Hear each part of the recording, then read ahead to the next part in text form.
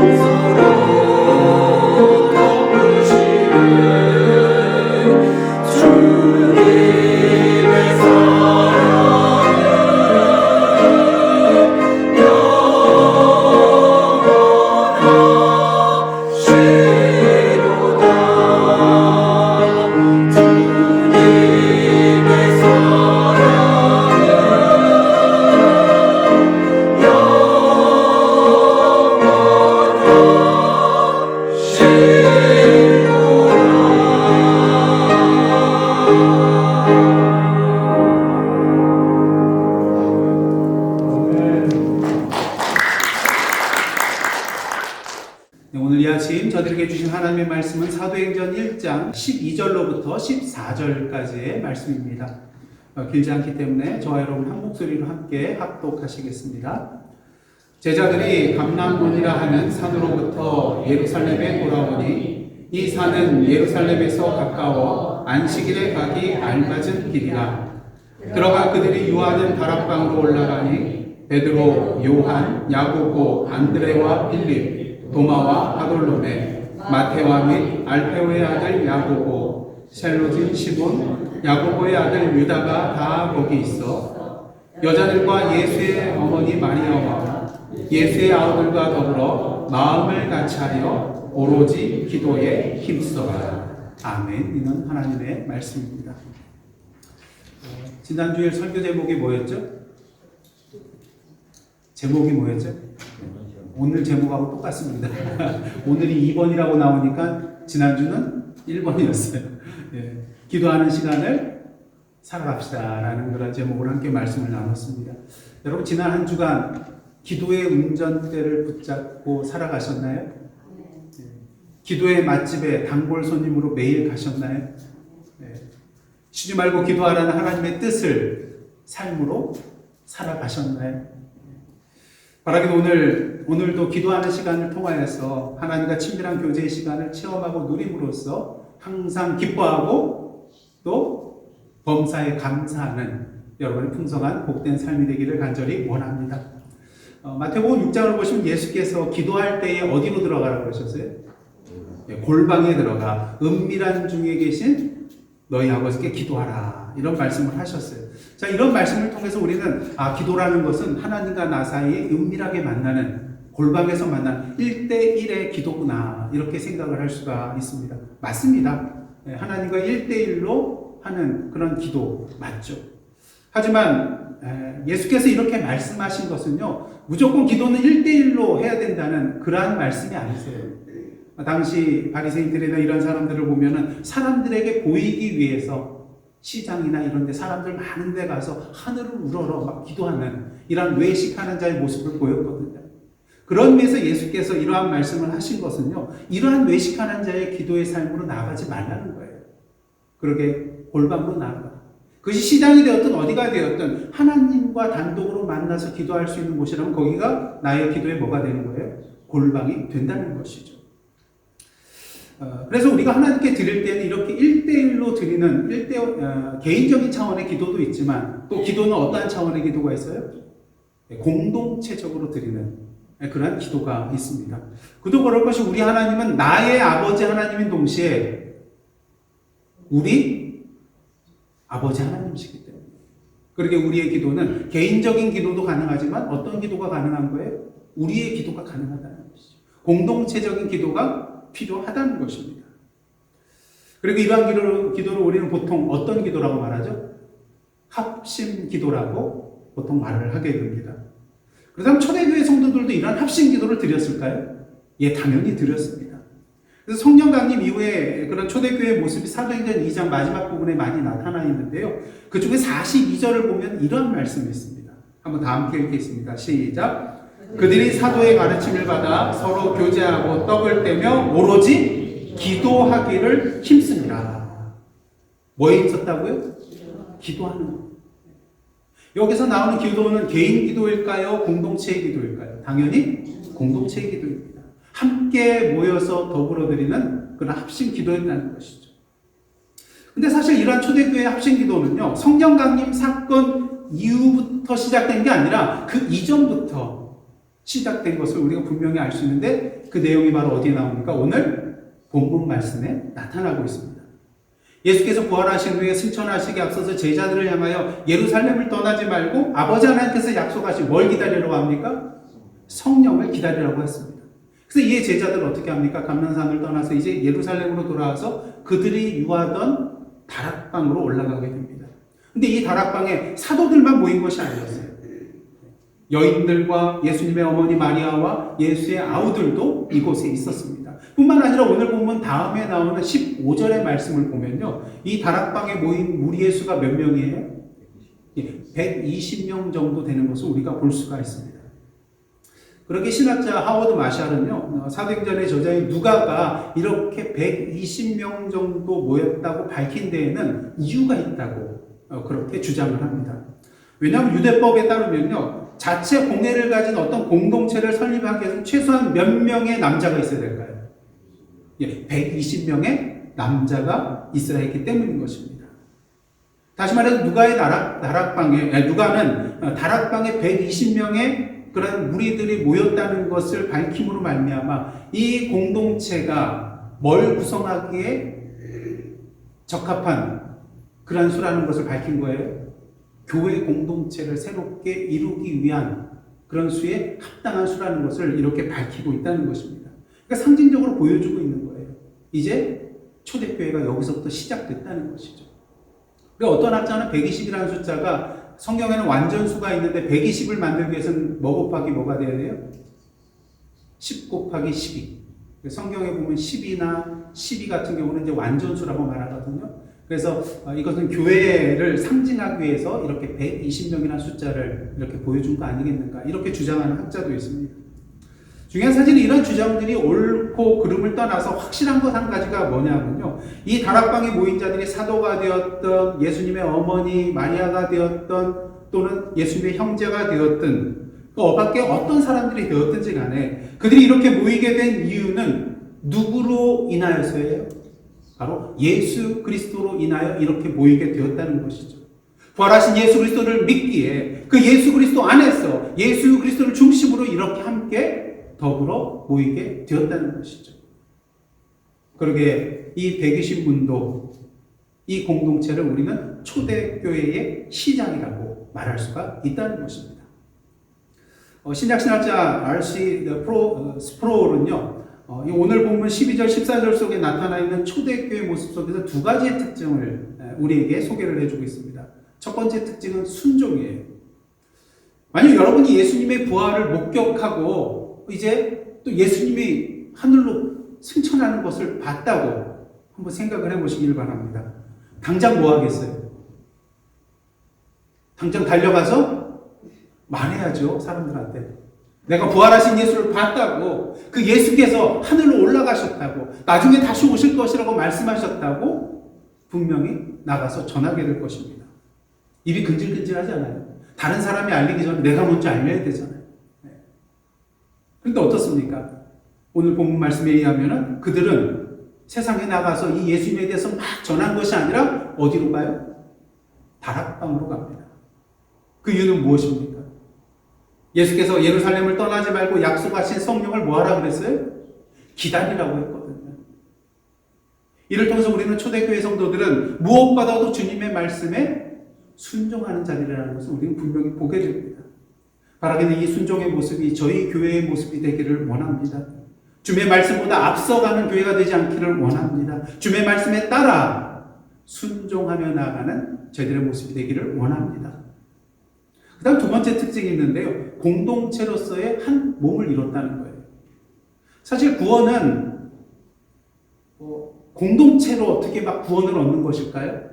궁극적으로는 하나님과 나 사이에 우리가 예수 그리스도를 나의 구주로 믿고 고백함으로 말미암아 나 개인이 구원을 얻게 되는 것입니다. 그래서 어떠한 면에서 구원은 좀 개별적이며 또 개인적인 차원이라고 말할 수가 있습니다. 물론 구약시대에 보면은 이스라엘 전체의 구원을 하나님께서 이루어주시고 어떻게 보면 공동체적인 구원의 역사를 보게 되는데요, 궁극적으로는 우리가 하나님과 나 사이의 개인적인 문제라고 할 수가 있겠습니다.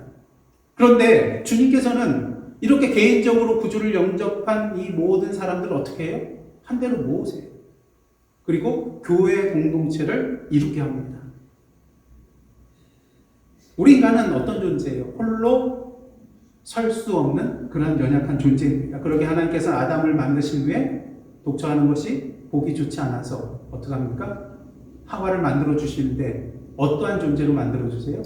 돕는 배필이라는 것이죠. 그러니까 아담이나 하와나 홀로는 완전한 자로 서지 못한다는 거예요. 서로 도와주는 사람이 있어야 된다는 것이죠. 그러게 예수께서 제자들을 전도여행 보내실 때 어떻게 하십니까? 홀로 보내지 아니하고 둘씩 짝지어서 보내는 것을 우리가 보게 됩니다. 왜 그러셨을까? 혼자서는 쉽게 흔들리고 무너지고 넘어지기 때문인 것이죠. 그리고 우리가 교회에 모여서 이렇게 예배드리는 이유 중에 하나가 뭡니까? 혼자서는 예배드리기 참 힘들거든요. 전에 우리 코로나 팬데믹 시절에 유튜브 영상으로 예배드리는데 처음에는 제가 이렇게 듣는 바에 의하면 처음에는 정말 옷도 정갈하게 입고 시간도 맞추고 정말 예배 형식 다 이제 순서에 따라서 잘 드렸는데 시간이 가면 갈수록 어떻게 됩니까? 예. 첫사랑을 잃어버리고 처음 다짐했던 걸 잃어버리고 예, 때로는 중간에 하다가 전화 오면은 딱 끊어버리고 전화 받고 또 때로는 그냥 잠자도 놓고 그대로 그냥 있고 예. 우리 흔들리는 존재거든요. 그렇게 전도서 기자는 이러한 말을 합니다. 4장 12절 전도서 4장 12절입니다. 한 사람이면 패하겠거니와 두 사람이면 맞설 수 있나니 세 겹줄은 쉽게 끊어지지 아니하느니라. 우리가 공동체로 모여 한 몸이 되어야 하는 이유는요, 서로에게 힘이 될 수가 있거든요. 여러분 어떻습니까? 지금 옆에 계신 분, 갑자기 다음 주에 안 나오셨다고 생각을 해보세요. 우리 조 집사님, 권사님은 저희가 알기 때문에 걱정을 안 하죠. 근데 한 분이 안 오시면 어떻습니까? 걱정이 돼요. 그리고 힘이 쫙 빠집니다. 목사인 저도요, 숫자에 민감해하면 안 돼요, 사실은. 몇 명이 앉아있든 똑같이 예배를 드려야 되는데 어떻겠습니까? 인간인지라. 한 분, 두 분이라도 더 오시면은 힘이 나더라고요. 왜냐하면 우리 인간은 어떤 존재예요? 영적인 존재거든요. 그래서 누군가 한 사람이 내 옆에 있을 때 힘이 나게 되어 있다는 것입니다. 그렇게 하나님께서, 주님께서 우리를 이렇게 교회의 공동체로 모으셨다는 것이죠. 자, 그렇다면 이렇게 주님의 말씀에 순종하여 성령을 기다리기 위해 다락방에 모인 120여 명의 무리는 이 다락방에서 무엇을 했을까요? 14절 하반절입니다. 한번 다 함께 읽겠습니다. 시작. 더불어 마음을 같이하여 오로지 기도에 힘써라. 뭐 했다는 거예요? 합심 기도했다는 거예요. 그리고 이러한 초대교회 합심 기도의 전통을 가장 잘 이어오고 있는 교회가 어디 교회예요? 한국 교회라고 할 수가 있습니다. 여러분들 옛날 한국에서 신앙생활 하실 때 무슨 기도 하셨어요? 기도에? 뭐 새벽 기도 말고요? 철야 기도. 요즘은 좀 많이 없어졌어요. 왜냐면 안전의 문제도 있고 그래서 많이 없어지고 대신 뭐 심야 기도회 또 저녁 기도회를 이렇게 전환을 해가지고 하게 되는데 저도 어렸을 때 저희 아버님이 이제 목사님이었으니까 그냥 어렸을 때 초등학교 때 그냥 철야 기도 한다고 그냥 저희 사택이 바로 교회 옆이었거든요. 그러니까 그냥 가서 앉아서 하는데 웬걸요 끝나야지 말이죠. 밤새 하는데 그래서 졸다가 깨다가 이렇게 하면서 그냥 참여했던 그런 기억도 납니다. 특히 새벽 기도회는 서구교에서는 거의 찾아보기 힘든 우리나라만의 아름다운 신앙의 전통이라고 할 수가 있어요. 그래서 주로 이제 새벽 기도회는 개인 기도를 많이 하기는 하지만 어떻습니까? 그날 말씀을 주제로 해가지고 또 특별한 때에는 같은 그런 공동의 기도 제목을 놓고 함께 새벽 기도하는 것을 우리가 보게 됩니다. 합심 기도했다는 것이죠. 바라기는 이러한 아름다운 신앙의 정통들을 계속해서 이어나가고 누리시는 저와 여러분 그리고 예사랑 선교교회가 되기를 주님의 이름으로 축복합니다. 자, 그렇다면 합심기도란 구체적으로 어떤 기도일까? 합심기도 그냥 모여서 드리면 합심기도 아닌가? 그렇지는 않더라고요. 하나님께서 오늘 본문을 통해서 합심기도란 무엇인가를 구체적으로 우리에게 보여주고 계십니다. 첫째로 합심기도는요, 말 그대로 뭘 같이 해서 드리는 기도일까요? 마음을 같이 해서 드리는 기도입니다. 오늘 본문을 보시면 다락방에 모인 사람들이 더불어 마음을 같이 하여 기도했다고 했어요. 근데 여기서 중요한 것은 무엇입니까? 많은 사람들이 모여 있다는 것도 중요하지만 거기에 모여 있는 사람들이 더불어 마음을 같이 하여 기도했다는 것, 이것이 중요하다는 것입니다. 기도의 모임에 참석한 그 숫자보다도 더 중요한 것은 기도의 내용과 방향이라는 것이죠. 여러분 수만 명이 모여서 기도한다 할지라도 그 기도의 내용과 방향이 서로 다르다면 하나님께서 그 기도를 받으실까요? 여러분 특히 스포츠 경기 한번 보시기를 바랍니다. 양쪽에 다 크리스찬들이 있어요. 하나님 우리 팀 이기게 하여 주옵소서. 이거 어떻게 해? 하나님 갈등하잖아. 그럼 비기게 해줄까? 그러니까 그 내용과 방향이 서로 다르면요 하나님께서 받지 않으세요. 오늘 본문에 더불어 마음을 같이하여에 해당되는 걸 헬라어는 그 호모디마돈이라는 그런 단어인데요. 두 개의 단어가 결합이 되어 있습니다. 그래서 호모스라는 그런 단어인데 동일하다, 또 같다 이런 의미예요. 그 다음에 이제 디모스라는 그런 단어가 있는데 마음, 감정, 의지를 뜻합니다. 그래서 이걸 합하면 뭐가 될까요? 한 마음으로, 일치된 마음으로, 같은 뜻으로 이러한 의미가 됩니다. 그렇습니다. 우리의 기도는 한 마음, 한 뜻, 같은 뜻을 가지고 드리는 기도가 되어야 한다는 것이죠. 우리가 보통 합심기도하면은 이제 마태복음 18장 19절을 이렇게 떠올리게 됩니다. 진실로 다시 너희에게 이르노니 너희 중에 두 사람이 땅에서 합심하여 무엇이든지 구하면 하늘에 계신 내 아버지께서 그들을 위하여 이루게 하시리라. 사실 이거는 좀 학자마다 이렇게 주장이 있는데 사실은 이 문맥상 이 내용을 보면요, 합심 기도를 강조하는 주님의 말씀이 아니라 용서에 관한 그런 말씀을 하실 때에 들어가 있는 그런 내용이에요. 하지만 그렇다 할지라도 이 내용을 통해서 우리가 알 수 있는 것은 무엇입니까? 한 마음 한 뜻으로 우리가 구할 때에 하나님께서 그것을 들으시고 이루어 주신다는 것이죠.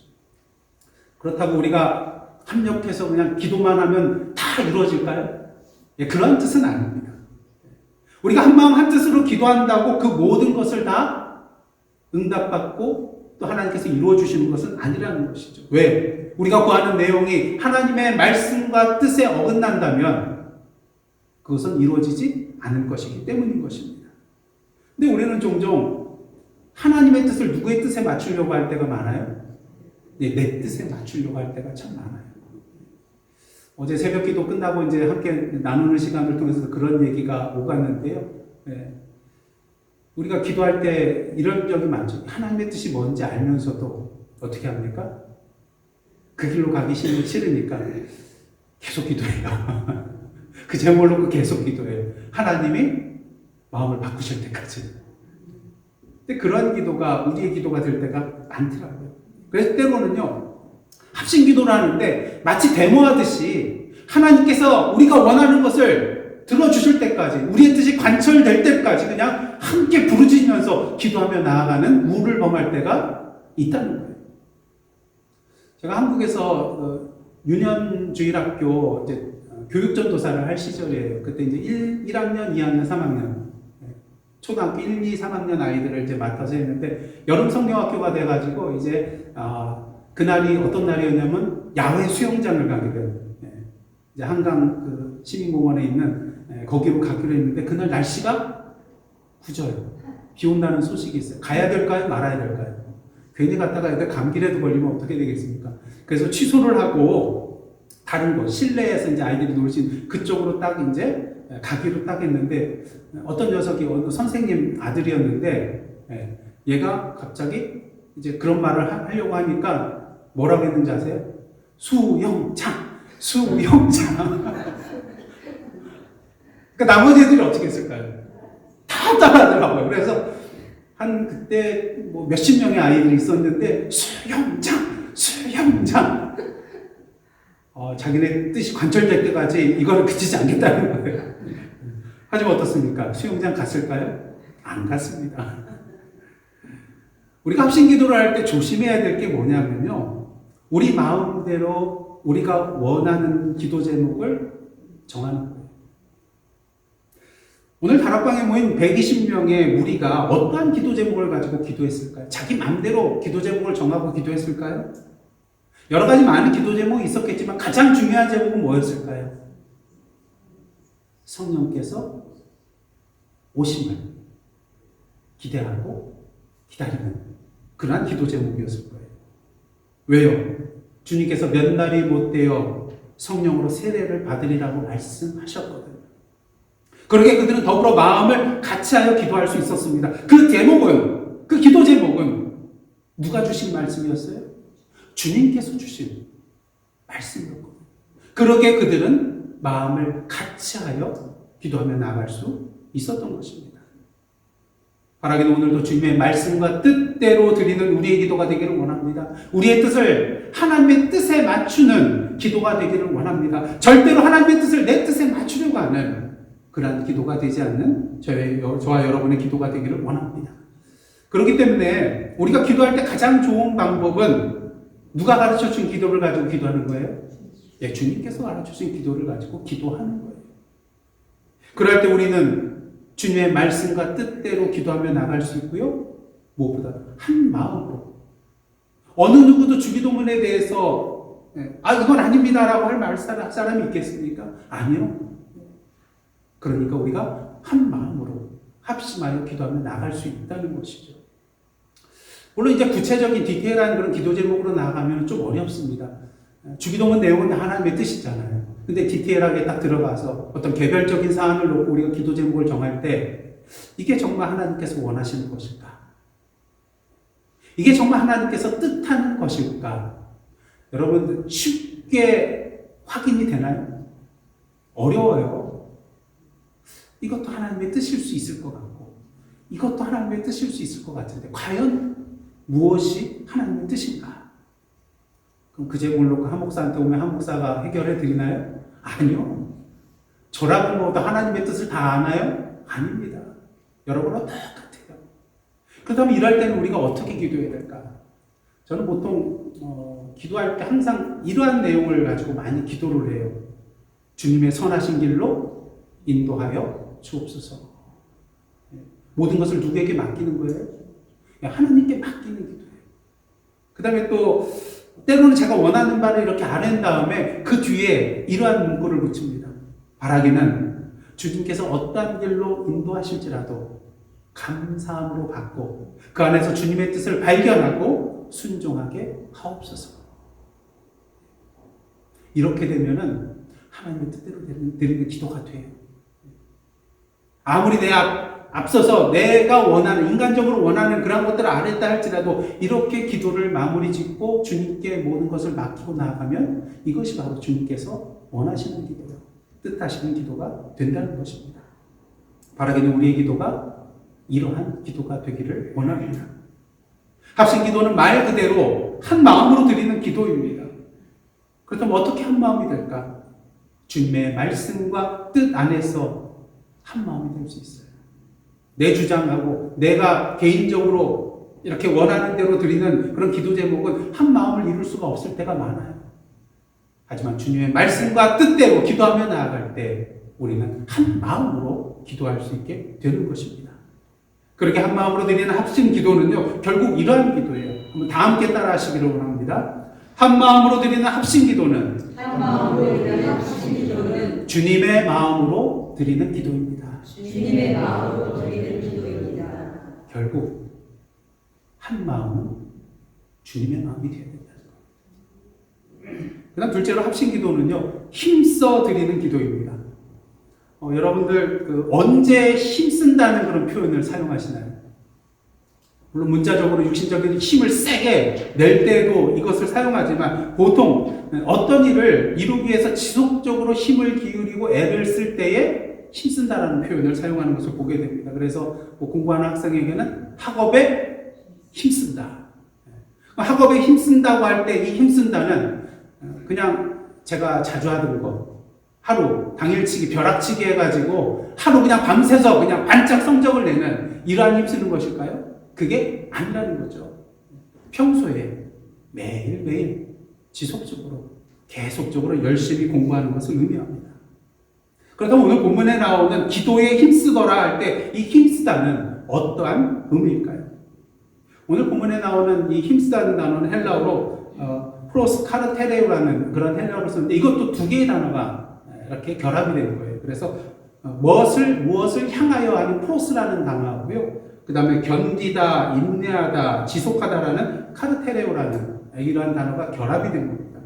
그런 의미에서 힘써 드리는 기도는 무엇입니까? 어쩌다가 밤 한 번 새서 기도한 후 그날따라 나무 뿌리가 잘 뽑혀서 잘 뽑아요. 기도하면서. 그리고 나서 이 정도면 내가 기도 정말 잘했지. 그리고 1년 동안 안식년을 갖고 그 다음에 다시 연초에 기도하는 이러한 기도가 아니라는 것이죠. 전념하여 부지런히 끈기 있게 지속하여 드리는 기도가 바로 힘쓰는 기도라는 것입니다. 그렇게 합심 기도하는 거 쉽나요? 어렵나요? 어려워요. 쉽지 않습니다. 같이 드리면 그래도 좀 낫죠. 혼자 기도할 때보다는. 그래도 합심해서 기도할 때도요, 힘들더라고요. 제가 아는 목사님이 청년부 담당할 때 이제 저녁에 청년들하고 이렇게 몇 명 같이 이렇게 기도 모임을 가졌대요. 돌아가면서 기도하는 것 같아요. 돌아가면서 이제 밤늦은 시간이었는데 수련회 때였던 것 같아요. 근데 기도하다 보니까 이 목사님이 정신을 차려보니까 자고 있더래요, 자기가. 눈 떠보니까 다행히 다른 형제들, 청년들도 다 자고 있다는 거예요. 그런 경우 있죠, 여러분. 막 대화 나누다가 서로 졸려가지고 한 사람이 조용하게 침묵을 지킬 때 그냥 자기도 모르게 잠들어버려요. 합심기도 할 때 이렇게 단체로 조는 거는 제가 처음 보긴 했습니다. 근데 쉽지 않다는 거예요. 그렇다면 우리가 어떻게 해야지 이러한 힘쓰는 기도를 드릴 수 있을까? 그러기 위해서는 대표적으로 두 가지 요소가 필요합니다. 첫 번째는요, 믿음이에요. 믿음이 있을 때 우리는 무엇인가를 계속 지속해 나갈 수가 있습니다. 만약 120명의 무리가 예수께서 말씀하여 주신 그 내용을 믿지 못했다면 계속해서 힘써 기도할 수 있었을까요? 그렇지 못하다는 거예요. 여러분, 믿으면 기다릴 수 있고요. 믿으면 지속할 수가 있습니다. 그리고 우리가 합심하여 힘쓰는 기도를 드리기 위해서는 무엇보다 믿음이 필요해요. 그 다음에 이제 둘째로 필요한 것은요, 간절함입니다. 개역개정은 오늘 본문을 오로지 기도에 힘쓰다 이렇게 더라라고 번역을 하고 있는데요. 헬라어 원문을 보면은 기도에 관한 단어가 두 개가 나오는 것을 보게 됩니다. 하나는 프로시케고 또 하나는 데이시스라는 그런 단어가 쓰이는데 뭐 이 둘 다 기도를 지칭할 때 쓰는 그런 단어예요. 뭐 헬라어에는 기도를 나타낼 때 여러 가지 단어가 있는데 대표적인 두 단어라고 할 수가 있겠습니다. 근데 이거는 굳이 좀 구별해서 본다면 이 프로시케는 그냥 일반적인 기도죠. 그러니까 뭐 이런 종류 저런 종류 기도인데 이런 모든 것들을 뭉뚱그릴 수 있는 그런 일반적이고 또 그냥 평범한 그런 기도라고 할 수가 있겠습니다. 근데 이제 데이시스는요, 특정한 필요를 위해서 간절하게 요청하는 것으로 긴급하고 절박한 기도라고 할 수가 있습니다. 그래서 이 프로시케와 데이시스의 단어가 같이 나타나는 그런 구절들이 간혹 있는데요. 에베소서 6장 18절과 빌립보서 4장 6절 한번 보시기를 원합니다. 자, 에베소서 말씀을 보시면 모든 기도와 간구를 하되, 또 빌립보서 말씀을 보시면 모든 일에 기도와 간구로. 그럼 여기서 앞에 나오는 기도는 프로시케이고 그다음 뒤에 나오는 단어는 데이시스예요. 그러니까 간절한 마음으로 드리니까 어떻게 번역을 했어요? 간구라고. 물론 기도도 간절한 마음으로 드리는 거예요. 근데 특별히 이 데이시스라는 단어에 대해서는 우리나라 말로 간구라고 그렇게 번역하고 있는 것을 보게 됩니다. 이를 통해 우리가 알 수 있는 것은 무엇입니까? 힘써 계속해서 드리는 기도를 하기 위해서는 뭐가 있어야 된다는 거예요? 간절함이 있어야 됩니다. 조금 전에 샤론 찬양대 찬양했죠. 주의 옷자락이라는 제목인데 어느 여인처럼요? 간절함. 병들어서 이 병이 낫고자 하는 그런 마음이 있어요. 간절한 마음이 있어요. 예수님의 옷자락이라도 잡으면은 나을 수 있을까 하는 그런 믿음을 가지고 주의 옷자락을 잡는 이 간절함. 그러니까 이 여인의 예수님의 옷자락을 잡는 이 행위는 한마디로 뭐였어요? 어떻게 보면 기도였어요. 간절한 마음. 사도행전 12장을 보면 베드로가 옥에 갇혔을 때 교회가 그를 위하여 간절히 하나님께 기도합니다. 누가복음 22장을 보시면 예수께서 겟세마네 동산에서 땀이 땅에 떨어지는 핏방울같이 보일 정도로 어떻게 기도하셨어요? 간절히 기도하셨어요. 바라기는 우리의 기도가 이러한 간절함이 있는 기도가 되기를 원합니다. 오늘 김 대장님께서 대표 기도하시고 또 저희가 매달 첫 번째 주일에는 공동 기도문 드리잖아요. 어떻게 보면 이건 합심 기도예요. 우리가 하나님께 같이 드리는 기도예요.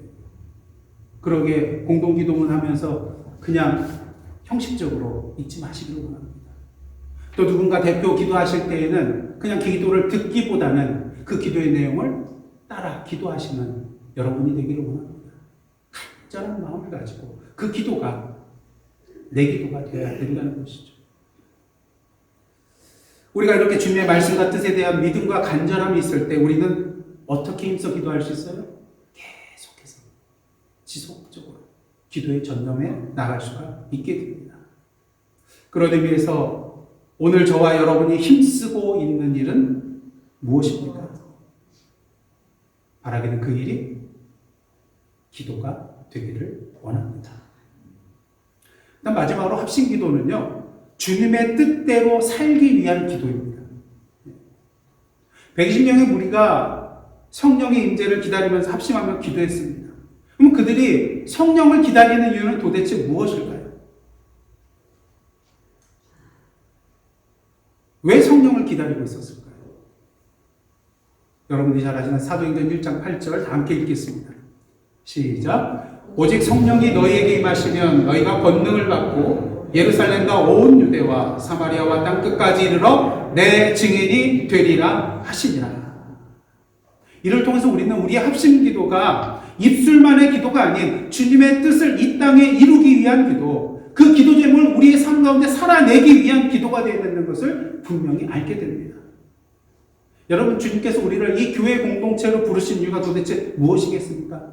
물론 서로에게 힘이 되어주라고, 서로 격려하라고, 서로 도와주라는 그런 의미도 있겠지만 궁극적으로는 교회의 머리 대신 예수 그리스도의 몸으로서 합력하여 주님의 선한 일을 이루라는 것입니다. 각자 받은 은사와 달란트대로 일하면서 예수 그리스도의 손과 발과 입술이 되어 이 땅에 하나님의 뜻을 펼쳐 나아가며 하나님 나라의 지경을 넓혀 나아가라는 것입니다. 혼자 할 수 없는 일들을 더불어 함께 합력하여 이루어 나가라는 것이죠. 다락방에 모여 기도했던 이 무리들은 성령의 임재를 위한 기도를 분명히 했을 것입니다. 동시에 어떤 기도를 했을까요? 성령이 임하시면 너희가 권능을 받고 내 증인이 되리라 하신 예수님의 말씀을 기억하면서 성령의 임재 후에 그러한 삶을 살아가겠노라고 뭐하는 기도 드렸을까요? 결단하는 기도 드렸을 거예요. 이제 며칠 후면 예수님의 말씀대로 성령께서 우리에게 임하실 텐데, 하나님, 우리가 이 성령께서 임하였을 때 이러한 삶을 살아갈 수 있도록 인도하여 주옵소서. 힘 주시옵소서. 이러한 삶을 살아가겠습니다. 아마 이러한 결단하는 마음의 기도를 드렸을 것입니다. 만약에 이러한 결단하는 마음이 없다면 여기에서 기도할 필요가 있어요? 없잖아요. 오늘 본문 이후의 내용을 보시면요, 그들이 성령의 임재를 기다리면서 기도만 한 것이 아님을 분명히 보게 됩니다. 그들이 가룟 유다를 대신할 사도를 뽑는 내용이 나타나요. 그래서 물론 뽑는 것은 자기 마음대로 뽑은 게 아니에요. 두 후보자를 세운 다음에 기도합니다. 누가 주님께 택하신 바 되어 사도의 직무를 대신할 자인지 보여달라는 기도 후에 제비를 뽑아서 마띠아를 새로운 사도로 뽑게 되는 것을 보게 됩니다. 그렇다면 이렇게 새로운 사도를 뽑은 이유는 뭘까요? 베드로가 이런 말을 합니다. 사도행전 1장 22절입니다. 항상 우리와 함께 다니는 사람 중에 하나를 세워 우리와 더불어 예수께서 부활하심을 증언할 사람이 되게 하여야 하리라. 뽑은 이유가 뭐예요? 부활하신 예수님을 증언하지 않기 위해서. 그렇게 새로운 사도를 뽑게 하여 그들이 기도한 내용을 한번 보시기를 원합니다. 24절, 25절입니다. 한번 다 함께 읽겠습니다. 그들이 기도하여 이르되 뭇 사람의 마음을 아시는 주여, 이 두 사람 중에 누가 주님께 택하신 바 되어, 잘 보십시오, 봉사와 및 사도의 직무를 대신할 자인지를 보이시옵소서. 그들이 다락방에서 드린 기도는 단순히 성령의 임재만을 위한 기도가 아니라 궁극적으로 성령의 임재 후에 주님의 뜻대로 살아가기 위한 기도였다는 것을 우리는 이 내용을 통해서 분명히 보게 된다는 것입니다. 그러게 성령 강림의 사건이 있은 후 어떠한 일이 일어납니까? 사도행전 2장 4절의 말씀입니다. 그들이 다 성령의 충만함을 받고 성령이 말하게 하심에 따라 다른 언어들로 말하기를 시작하니라. 할렐루야. 한 사람도 빠짐없이, 한 사람의 나보자도 없이, 한 사람의 제자들 된 사람도 없이 그들이 다 성령의 충만함을 받고 하나님이 맡겨주신 그 사명을 다하는 모습을 우리가 보게 됩니다. 이것이 바로 합심기도의 열매입니다. 그리고 합심기도가 우리의 기도, 공동체의 기도라는 것을 분명히 우리에게 드러내고 있습니다. 합심기도란 이러한 기도가 되어야 됩니다. 단순히 입술로만 부르짖는 기도가 아니라 궁극적으로 그 기도의 내용을 살아가기 위한 그러한 결단의 기도, 그 기도 내용을 행함으로 살아가는 삶의 기도까지 나아가야 한다는 것이죠. 그럴 때 하나님의 영이 우리에게 충만하게 임하셔서 한 사람도 빠짐없이 주님의 말씀대로 살아가며 주님의 뜻을 이 땅 위에 이루며 살아갈 수 있도록 인도해 주실 것입니다.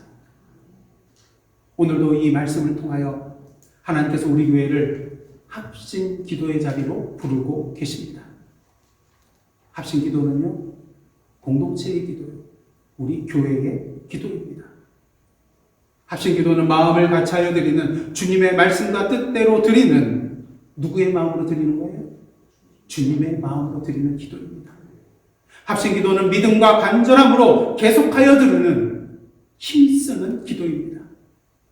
합심 기도는 주님의 뜻대로 살아가기 위하여 결단하며 그 기도를 우리의 삶으로 뭐 하는 거예요? 살아내는 기도입니다.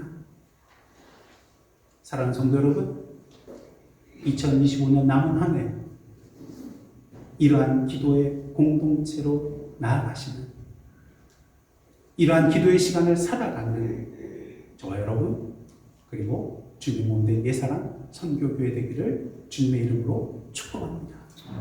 기도하시겠습니다. 하나님, 초대교회의 성도들과 같이 더불어 마음을 같이하여 오로지 기도에 힘쓰는 시간을 살아가는 예사랑 선교교회 되게 하여 주옵소서. 예수님의 이름으로 기도드리옵나이다. 아멘.